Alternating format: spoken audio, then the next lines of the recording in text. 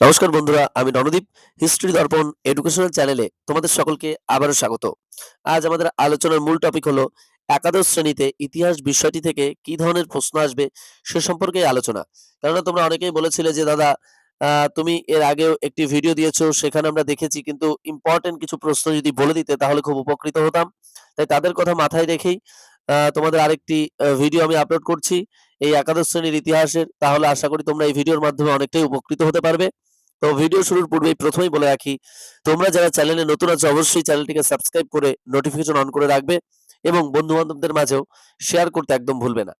তাহলে চলো শুরু করা যাক। তোমাদের একাদশ শ্রেণীতে সেকেন্ড সেমিস্টার যে ফাইনাল পরীক্ষা তোমরা দিতে চলেছো, সেখানে ইতিহাস বিষয়টি থেকে কি ধরনের বড় প্রশ্ন আসবে, অর্থাৎ 3, 4 এবং 8 নম্বরের ক্ষেত্রে।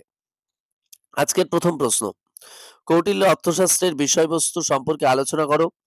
এর পাশাপাশি টিকা লেখো, কৌটিল্যের সপ্তাঙ্গ তত্ত্ব কি।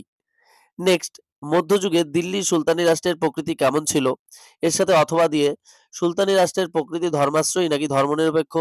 এর সাথে অথবা দিয়ে জিয়াউদ্দিন বারানি ফতোয়া ই জাহানদারি সুলতানি রাষ্ট্রের প্রকৃতিকে কিভাবে ব্যাখ্যা করেছেন।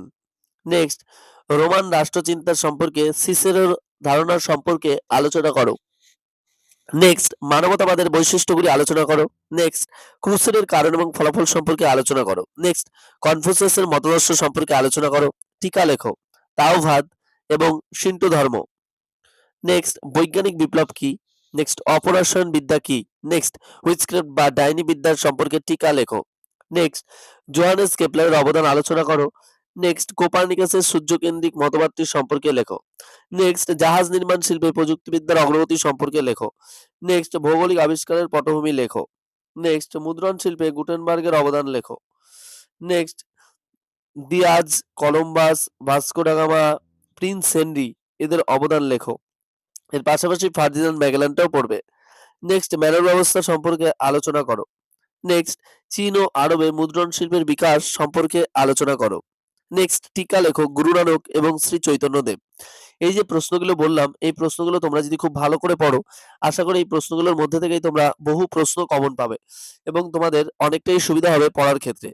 আর তোমরা যারা চ্যানেলে নতুন আছো অবশ্যই চ্যানেলটিকে সাবস্ক্রাইব করে নোটিফিকেশন অন করে রাখবে আর বন্ধু বান্ধবদের মাঝেও শেয়ার করতে ভুলবে না। আর আরো কি ধরনের ভিডিও দিলে তোমরা আরো বেশি উপকৃত হবে অবশ্যই কমেন্টের মাধ্যমে জানাবে। আমরা চেষ্টা করবো সেই ধরনের ভিডিওটাই তোমাদেরকে দেওয়ার জন্য। আর তোমরা সকলে এভাবেই পাশে থেকো। তোমাদের সকলকে অসংখ্য ধন্যবাদ সম্পূর্ণ ভিডিওটি দেখার জন্য। দেখা হচ্ছে পরবর্তী ভিডিওতে। সকলে ভালো থাকবে, সুস্থ থাকবে। ধন্যবাদ।